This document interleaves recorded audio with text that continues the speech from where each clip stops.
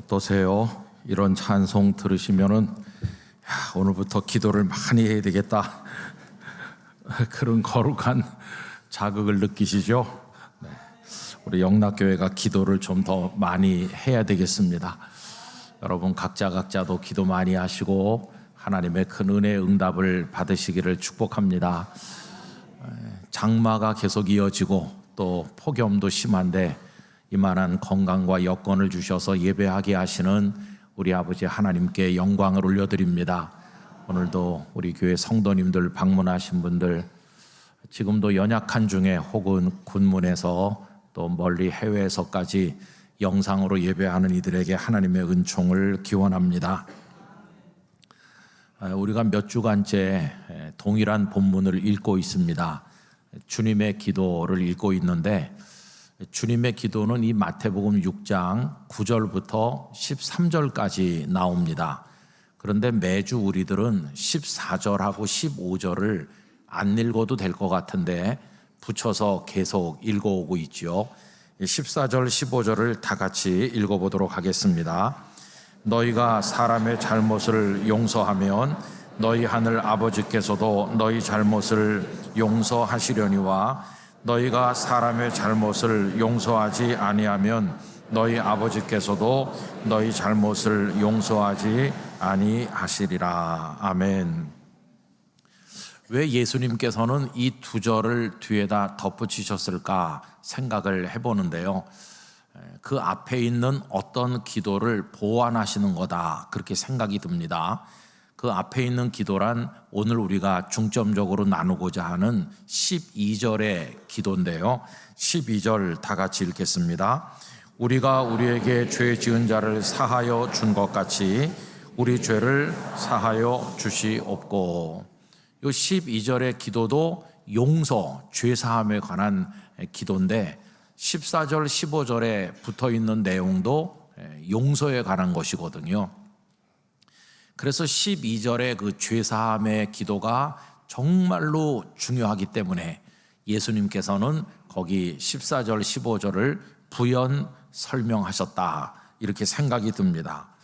자, 그러면 예수님은 죄의 용서라고 하는 것을 굉장히 강조하셨구나, 이걸 깨닫게 되는 거죠.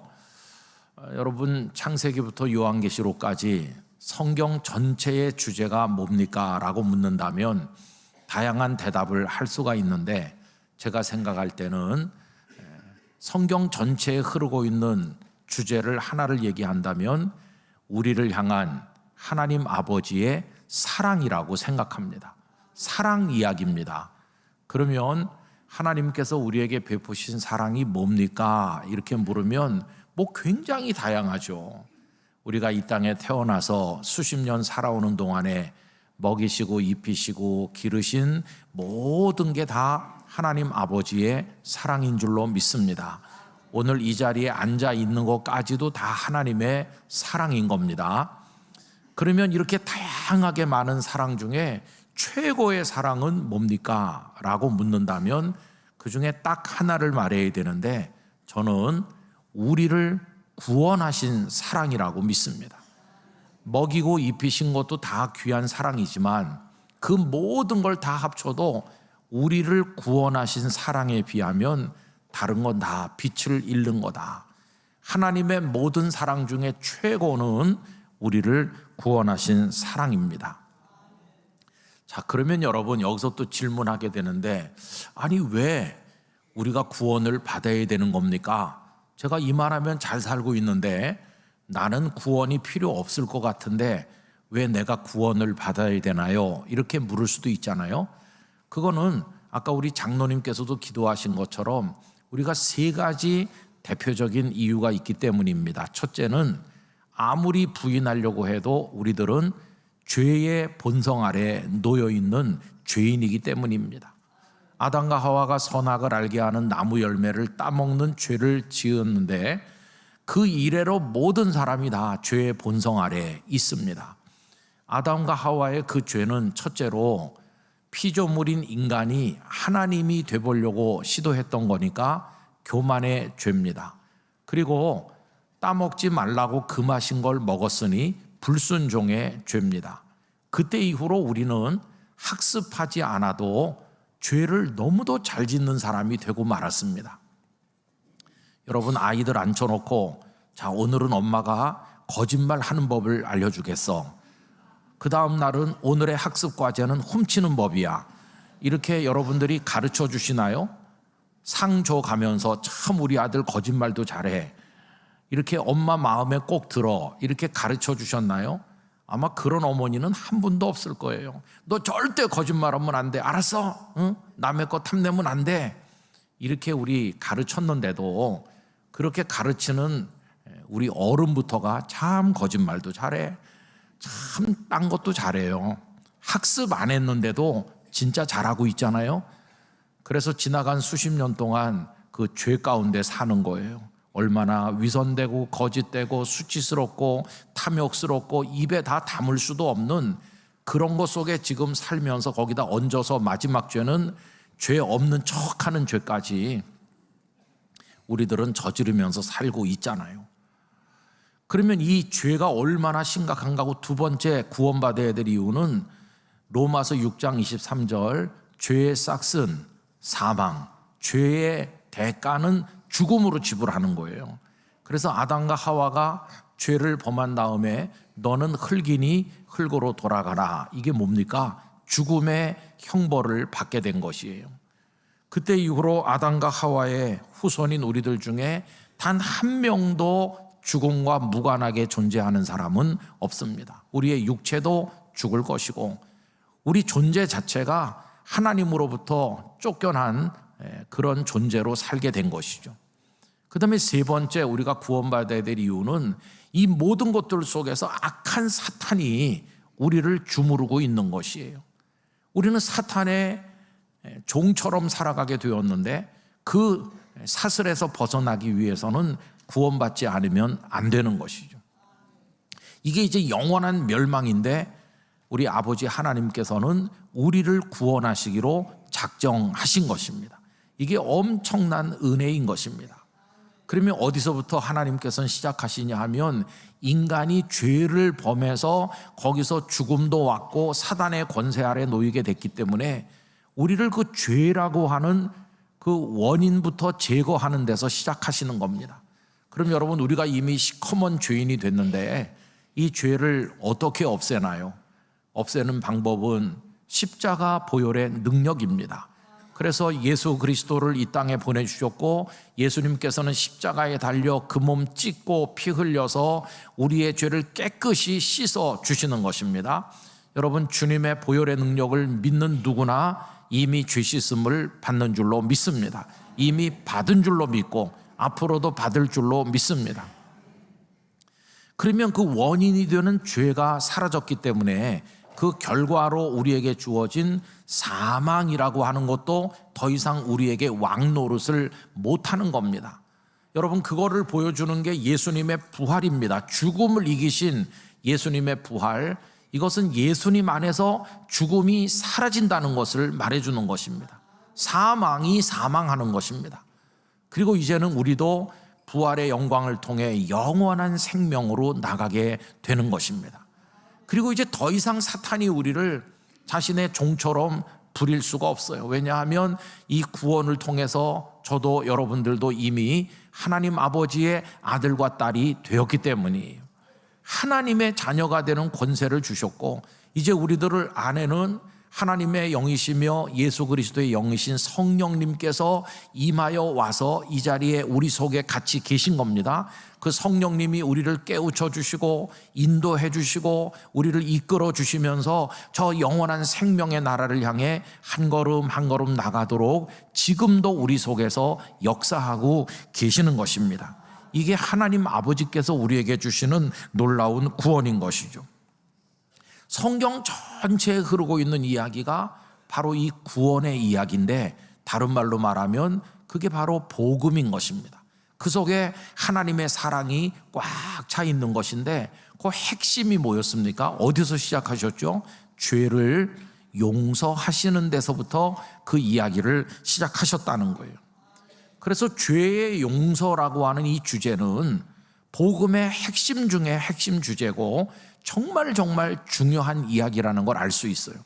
그래서 예수님께서는 너희는 이와 같이 기도하라 하면서 오늘 12절에 있는 것처럼 죄사함을 위한 기도를 드리도록 하셨을 뿐만 아니라 14절 15절에 부연 설명까지 덧붙이고 계시다.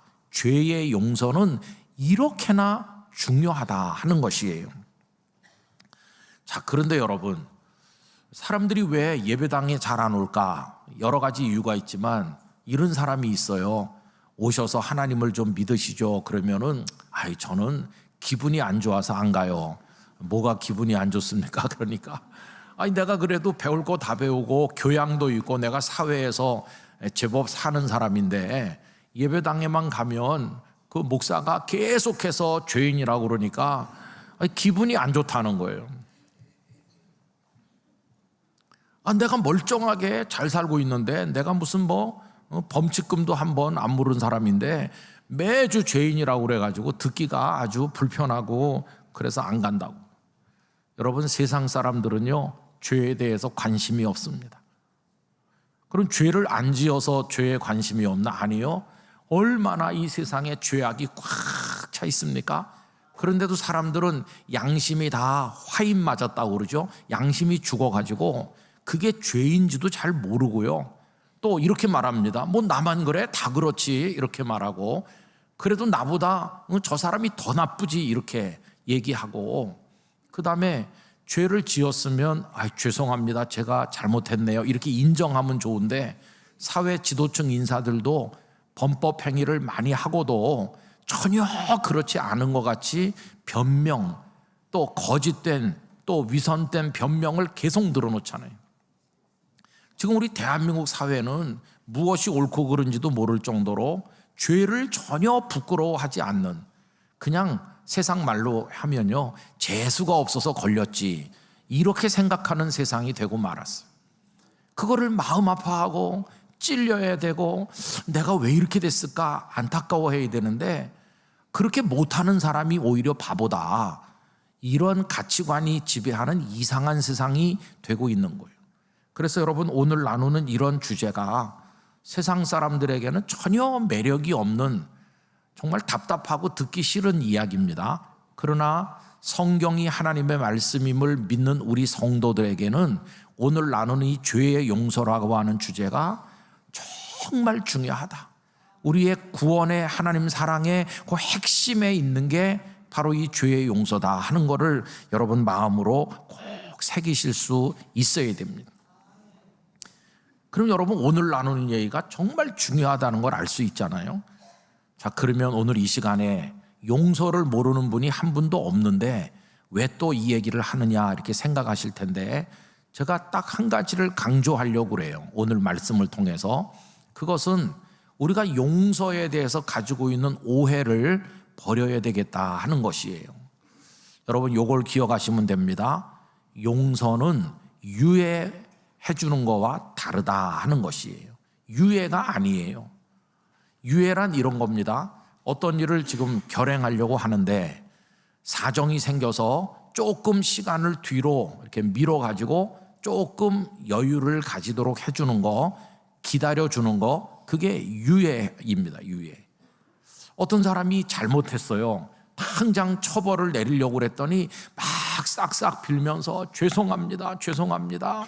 내가 잘못했습니다. 그런데 시간을 조금만 주시면 제가 정말 노력해서 이거 만회하도록 해볼 테니까 한 번만 기회를 주시고 시간을 조금만 주세요. 이렇게 애걸복걸하면 좀 안 된 생각이 들어가지고 그래, 한 달 아니면 한 1년 그래 기다려보자. 이렇게 기다려주는 게 유예예요.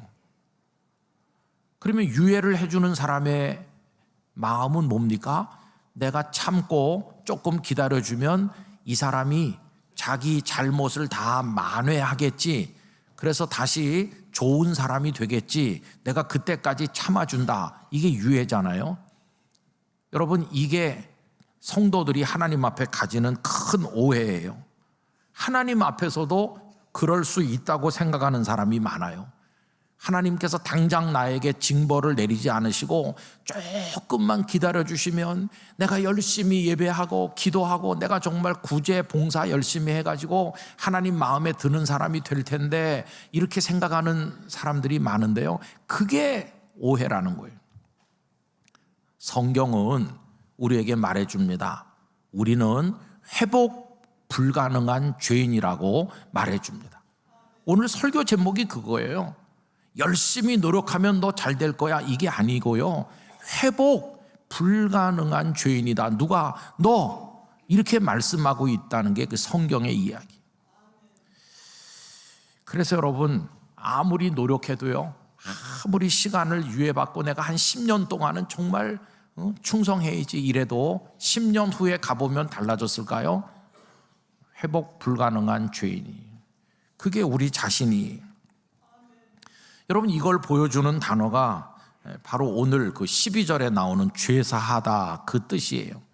여기 죄사하다고 번역된 요게 아피에미라는 헬라어 동사를 번역한 겁니다. 근데 그 아피에미가 이런 뜻이에요. 그냥 가게 하다, 내보내다, 그런 뜻이에요.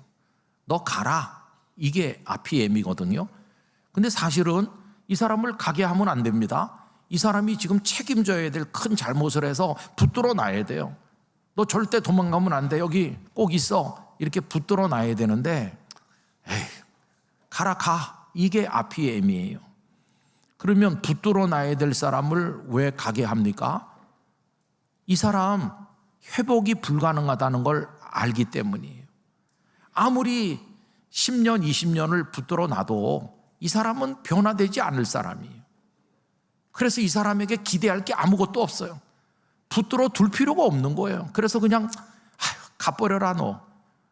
이게 아피엠이고요. 그 속에는 포기한다는 뜻이 들어있어요. 포기한다. 그래서 이 아피엠이라는 단어가 성경 여러 군데에서 포기하다라고 사용되기도 해요.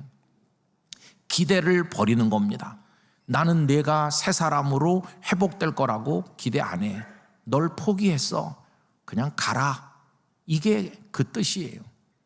여러분, 이걸 잘 보여주는 비유가 있습니다. 마태복음 18장에 보면 예수님께서 한 사람이 빚을 졌다고 그래요. 그런데 빚을 얼마나 졌느냐 하면은 1만 달란트를 빚졌다. 이 사람이 가서 싹싹 빌면서 유예를 간청합니다. 마태복음 18장 26절, 그 종이 엎드려 절하며 이르되 내게 참으소서, 다 갚으리이다 하거늘. 참으소서가 뭐예요? 시간을 조금만 주시고 좀 기다려달라, 이거거든요. 그러면 내가 다 갚겠습니다. 그런데 이 사람에게 돈을 구워준 그가 어떻게 합니까? 포기하는 거예요. 그걸 돌려받을 생각을 버렸어요. 왜냐하면 1만 달란트잖아요. 성인 남자가 하루 동안에 열심히 일해서 받는 일당, 그걸 한 데나리온이라고 했습니다. 그런데 이 한 달란트는 얼마나 양이 많은 거냐 하면은 6천 데나리온입니다. 그러니까 한 달란트가 되려면은 6천 일을 하루도 안 쉬고 나가서 일을 해서 그대로 모아야 되는데, 6천 일이 얼마나 긴지 아세요?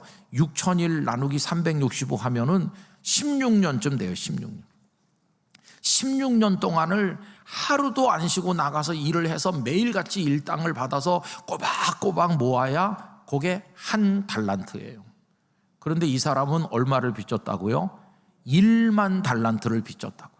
그러면은 그 16년에다가 곱하기 만 하면은 16만 년 동안을 하루도 안 쉬고 일해서 모아야 그게 1만 달란트예요. 근데 이 사람이 와서 팍 빌면서 참아주세요, 시간을 조금만 주세요, 내가 다 갚겠습니다 이러는데, 옆에 붙들어 두고 있으면 이 사람이 갚습니까? 기껏해야 몇십 년 살고 끝날 들풀 같은 인생이 16만 년 동안 일해서 이거 갚는 거 불가능하잖아요. 그래서 받을 걸 포기하는 겁니다. 아이고, 너를 붙들어 놔봤댔자 뭘 받겠니? 그래서 어떻게 한다고요? 그냥 가라. 이게 아피엠이에요. 마태복음 18장 27절, 그 종의 주인이 불쌍히 여겨 놓아 보내며 그 빚을 탕감하여 주었다, 이렇게 나오잖아요. 여기 탕감하다라고 번역된 단어가 바로 그 아피엠이에요. 그러니까 아피엠이라는 단어는 용서라고도 번역되고 죄 사하다고도 번역되고 여기서는 탕감하다고 번역됐는데 받을 기대를 다 포기하고 그냥 가라 이렇게 하신다는 거예요. 여러분 이걸 잘 생각하셔야 됩니다. 하나님께서 우리를 용서하셨잖아요.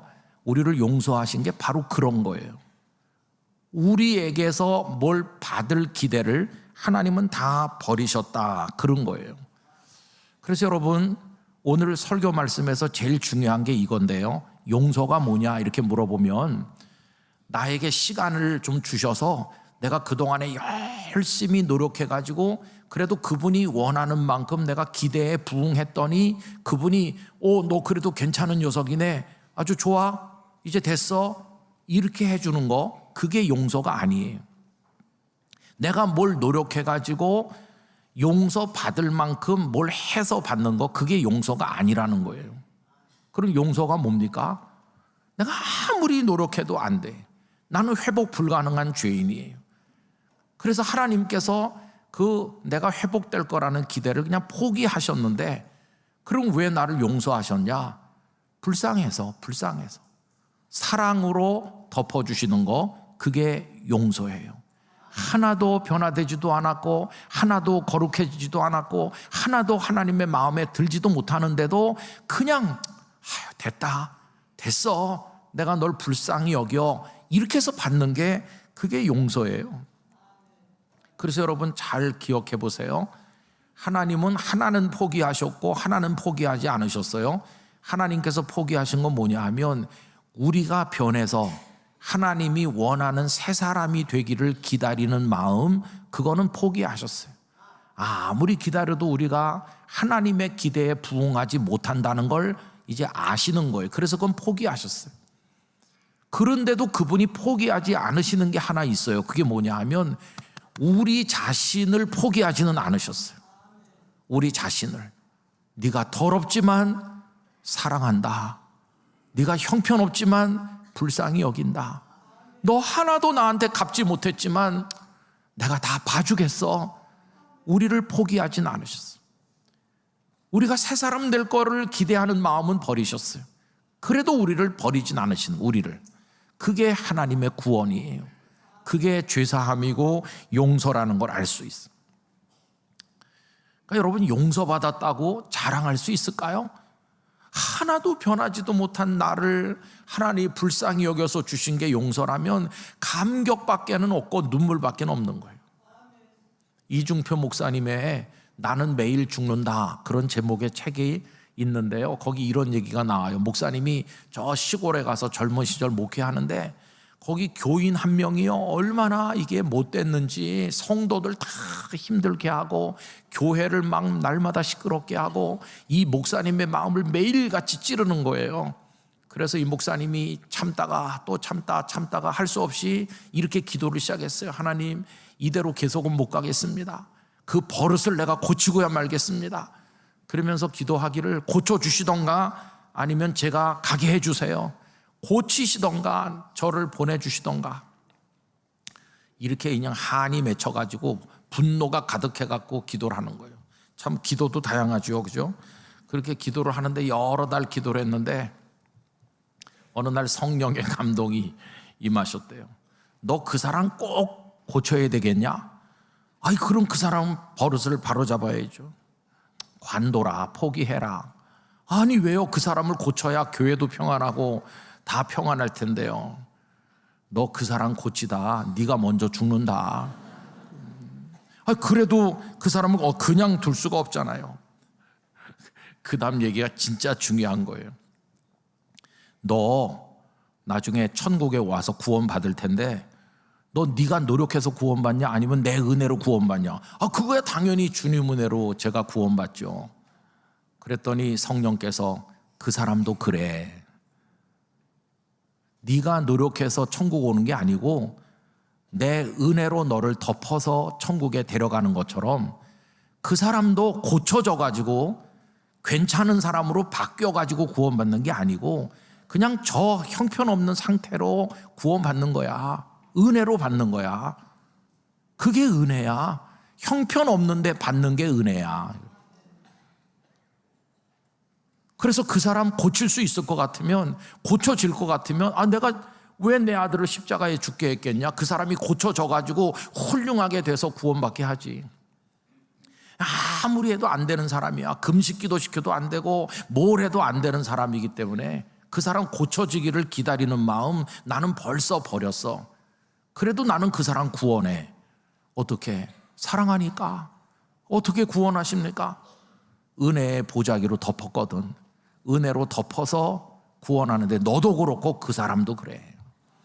그래서 은혜의 보자기를 장만하기 위해서 십자가에서 죽은 거야. 그래서 피를 흘린 거야. 그래서 은혜의 보자기로 덮어서 구원하는 거지. 그 사람 고쳐졌기 때문에 구원받는 게 아니야. 너도 그래, 너도 그래. 그게 이중표 목사님의 목회의 전환점이 돼, 전환점. 그 전에는요, 열심히 노력하고 기도하고 가르치고 그러면은 주님이 원하는 사람으로 바뀌어져 가지고 구원받는다 이런 생각했는데, 형편없는 채로 받는 게 구원이구나. 시커먼 채로 덮여져 가지고 천국에 가는 게 구원이구나. 그래서 기도가 바뀌었대요. 그 전에는 저 사람을 고쳐주시던가 이렇게 기도했는데 이제는 나부터가 하나님의 은혜로 덮여서 구원받았으니 저 사람을 참아낼 수 있는 예수님의 마음을 저에게도 주시옵소서. 그렇게 기도가 바뀌게 되었다는 것이, 여러분, 주님은 우리가 고쳐질 거라고 생각하시지 않는 거예요. 어떤 분들은 이렇게 생각해요. 그래도 목사님, 그 예수 믿기 전에는 술 고주망태에다가 형편없었는데 그래도 예수님을 믿고 몇십 년 지나고 나니까 반듯한 사람이 되지 않았습니까? 물론 성령 안에서 약간 성화되기는 해요. 약간 좀 사람이 변하는 것처럼 보이긴 해요. 그러나 근본적으로 구원받기에 충분한 사람으로 변할 수는 없다, 그 말이에요. 이렇게 예를 들면 이해하실 거예요. 한 연세가 50대 중반인데 그러면 한 50대 중반답게 아니면 한 40대 후반답게 건강하게 보이면 좋은데, 병을 많이 앓고 고생을 많이 한 분은 50대인데도 한 70대 같이 보이는 분이 있잖아요. 근데 이분이 이제 병이 다 낫고 열심히 이제 섭생도 잘하고 운동도 잘하고 해가지고 한 1, 2년 후에 만났더니, 너 많이 젊어졌구나. 다시 얼굴 혈색이 돌아왔네. 그러게 말이야. 내가 다시 예전으로 돌아왔지. 감사해. 그래서 그렇게 될 수는 있어요. 70같이 보이던 사람이 한 50같이 보이는 그런 회복은 가능해요. 근데 그 사람이 18살 같이 보일 수 있을까요? 50 중반 된 사람이 18살로 돌아갈 수 있을까요? 그건 아예 근본적으로 안 되는 거잖아요. 그거랑 비슷해요. 내가 성령 안에 살고 노력하고 애쓰고 예배도 열심히 드리고 그러면은 내가 세상 떠나기 전날쯤 되면 예수님의 한 80%는 닮을 수 있지 않을까? 이렇게 생각하는 사람이 있어요. 그렇게 생각하는 순간 그게 도덕주의자가 되는 거고 은혜로 구원받는 게 아닌 율법주의자가 되고 마는 것이. 여러분, 우리는 고쳐졌기 때문에, 변화됐기 때문에 구원받는 게 아니고요, 변화되지도 못했는데, 회복되지도 못했는데 그냥 은혜로 덮어서 구원받는 거예요. 그러니까 하나님께 감사하는 거죠. 그게 용서받는 것이. 단지 우리는 당장 너를 멸망시킨다는 정죄를 안 받았을 뿐이지 여전히 우리 안에는 죄성이 가득해요. 로마서 8장 1절, 그러므로 이제 그리스도 예수 안에 있는 자에게는 결코 정죄함이 없다. 정죄는 안 받았지만 그렇다고 의인으로 우리가 변한 건 아니에요. 여러분, 종교개혁자 마틴 루터가 유명한 말을 했습니다. 구원받은 성도가 어떤 상태냐 그러면은 의인이면서 동시에 죄인이다, 이렇게 말했어요. 그게 라틴어로 유명한 말입니다. 시물 유스투스 앳 페카토로 이렇게 말하는데, 의인이면서 죄인이라고 할 때, 의인이라는 건 무슨 뜻이냐 하면 형편없는 죄인인데 하나님께서 불쌍히 여겨서 믿음으로 의롭다 하고 인정해 주시는 거예요. 그 사람이 의인이 됐다는 말이 아니고 의인인 것처럼 사랑의 눈으로 봐주신다는 거예요. 봐주시는 거지 의인으로 변한 건 아니에요. 아직 그 사람 속은 죄성이 가득해요. 그래서 구원 받았는데도 행하는 삶을 보면 여전히 죄를 또 저지르는 거예요. 그게 우리의 이중성이에요. 구원받은 하나님의 사람으로 의롭다고 인정받았는데도 여전히 사는 모습을 보면 못된 짓을 여전히 하고 있는 거예요. 그게 우리의 한계죠. 여러분, 요즘에 우리가 이제 수요 2부 기도회 때 사도행전 나누는데 사도 바울을 보세요. 바울 사도같이 성령에 충만하고 대단한 믿음의 사람이 어디 있겠어요. 근데 바울 사도도요, 싸움을 잘 싸우시더라고요. 사도 바울이 두 번째 전도여행 떠나시기 전에 자신을 그때까지 이끌어준 믿음의 아버지와 같은 바나바와 대판 싸워가지고 그래가지고 갈라지는 거예요. 그래서 바울은 실라와 함께 떠나고 바나바는 마가 요한과 함께 떠나고 그 대목을 읽으면은 참 답답해요. 아니, 바울 사도 같은 분이 바나바와 싸우다니 어떻게 그런 믿음의 사람이 싸우나. 연약한 인간이긴 마찬가지니까요. 그래서 싸우는 거예요. 그래서 목사도 죄를 짓고 장로님도 죄를 짓고 오래 믿은 사람도 죄를 짓고 그게 우리의 한계예요. 구원을 뭘로 받았어요? 변화돼서 받았습니까? 아닙니다. 여전히 죄성 가운데 있는데도 덮어서 사랑으로 구원해 주신 거예요. 용서해 주신 것이에요. 이 이중성이 우리를 참 힘들게 만들고 있는 거죠. 그래서 여러분, 우리가 계속해서 구원받았는데도 죄를 짓고 살기 때문에 이 기도를 안 드리면 안 되는 거예요. 이 기도는 예수님을 처음 믿는 사람이 한 번 드리고 끝나는 기도가 아니라 너희는 이같이 기도하라고 하면서 매일같이 이 죄사함을 구하는 기도를 해야 되는 거예요. 그래서 저는 지난주에 나눈 것처럼 일용할 양식이 매일 필요한 것처럼 일용할 용서도 매일 필요하다, 이렇게 생각합니다. 구원받은 사람도 죄를 범하니까 주여, 오늘도 제가 또 죄를 범했습니다. 저의 죄를 용서해 주세요. 우리 영락교회 성도들에게 일용할 용서가 있으시기를 기원합니다. 그래서 저는 성경에서 하나님이 우리에게 허락해 주신 사랑 중에 최고, 일으켜 주신 기적 중에 최고가 뭐냐 하면은 출애굽 사건도 아니고 홍수 사건도 아니고요, 죄인인데 용서해 주신 거예요. 더러운데 구원해 주신 거예요. 이런 사랑의 기적이 어디 있겠어요? 여러분, 이게 얼마나 놀라운 것이에요. 여러분, 이 은혜를 받았으니 할렐루야 찬송하며 하나님 영광을 어떻게 노래하지 않을 수가 있겠어요? 여러분, 부끄럽지만 난 구원받았다, 난 깨끗이 못하지만 하나님의 자녀가 됐다, 이 놀라운 은혜 가운데 기뻐 춤추시기를 기원하는 것입니다. 자, 그런데 이제 마지막으로 한 가지 우리가 점검할 거는 이 12절의 기도를 읽어보면 조금 오해될 수 있다는 거예요. 어떤 오해가 되냐 하면, 우리가 우리에게 죄 지은 자를 사하여 준 것 같이 우리 죄를 사하여 주시옵고, 이렇게 읽으면 마치 무슨 조건절 같아요. 하나님, 제가요 저 홍길동 정말 내가 미워하는 사람인데 큰맘 먹고 용서했어요. 그러니까 하나님도 저 용서해 주세요. 꼭 이렇게 하는 것 같이 여겨지는 거예요. 내가 먼저 그 사람을 용서했으니까 이제 나도 용서해 달라고 무슨 조건을 제시하는 것 같이, 자격이 있는 것 같이 그렇게 느껴지잖아요. 근데 여러분, 그게 아니라는 거예요. 우리가 이렇게 기도하지만 이렇게 기도하기 전에 어떤 일이 먼저 있었죠? 하나님의 사랑으로 용서받는 구원의 사건이 먼저 있었고 그 토대 위에서 이런 기도를 드리는 거예요. 그래서 여러분, 내가 용서했기 때문에 용서받을 자격이 생긴 게 아니라 엄청난 사랑으로 용서받고 구원받았기 때문에 이런 기도를 드릴 기회가 우리에게 주어졌다는 걸 잊으면 안 돼요. 그래서 여러분, 1643년에 소집돼서 5년 동안 기도하고 준비한 그때 만든 웨스터민스터 신앙고백, 우리 모든 개신교회가 받아들이고 있는 신앙고백인데 거기 요리문답이 있는데 그 요리문답 중에 105번이 다음과 같아요. 질문: 다섯째 간구에서 우리가 기도하는 것이 무엇입니까? 답: 우리가 우리에게 죄 지은 자를 사하여 준 것 같이 우리 죄를 사하여 주시옵고라는 다섯 번째 간구에서 우리가 기도하는 것은 하나님께서 그리스도를 보시고 우리의 모든 죄를 거저 용서해 주시옵고라는 것입니다. 하나님께서 예수 그리스도의 십자가 보혈의 능력을 통해 먼저 우리를 거저 구원해 주셨다는 거예요. 그 은혜가 그 은혜에 의해서 우리가 진심으로 남들을 용서할 수 있게 되었기에 우리도 격려를 받아서 이런 간구를 하게 된 것입니다. 그래서 구원받은 감동이 우리 가슴에 살아있기 때문에 주님, 저도 저 사람을 용서해 줄 테니 저를 늘 매일같이 용서해 주세요라고 기도 자체가 가능하게 됐다는 거예요.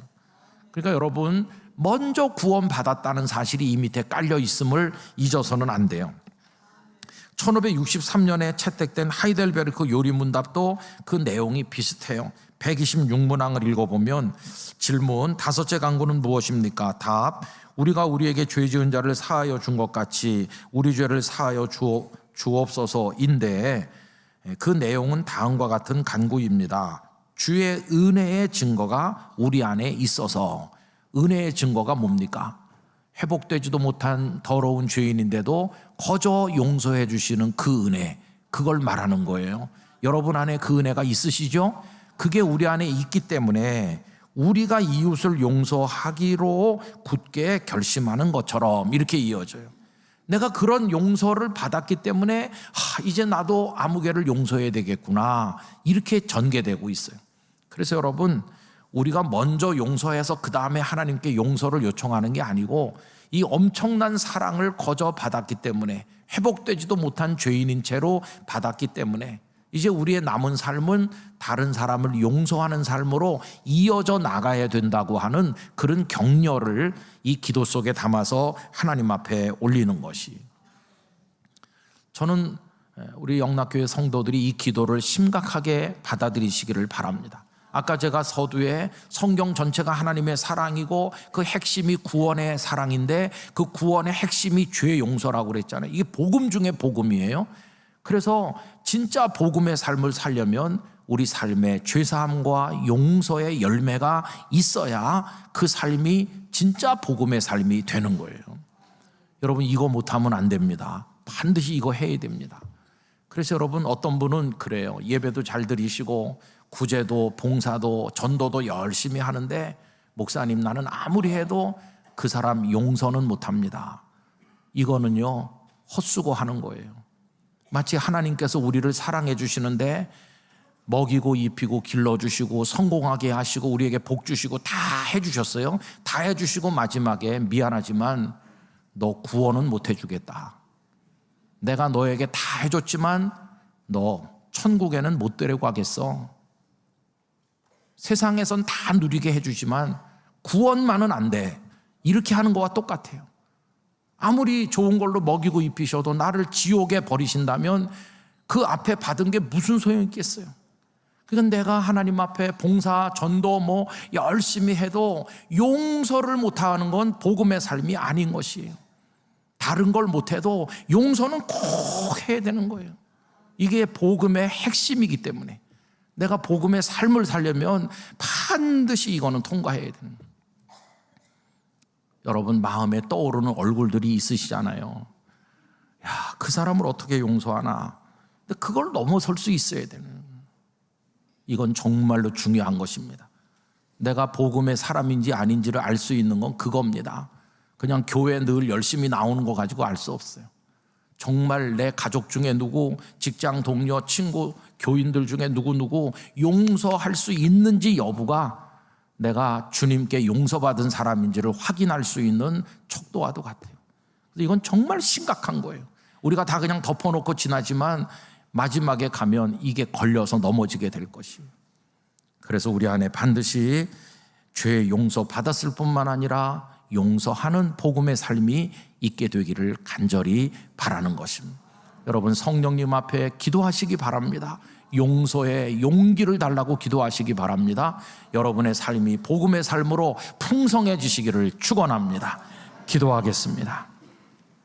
거룩하신 아버지 하나님, 오늘 복음 중에 복음, 죄사함의 이야기를 나누었습니다. 더러운 채로 덮어주시는 사랑으로 구원받았으니 이제 우리도 복음의 삶을 용서를 통해 이루어 나가도록 도와주시옵소서. 예수님의 이름으로 기도하옵나이다. 아멘.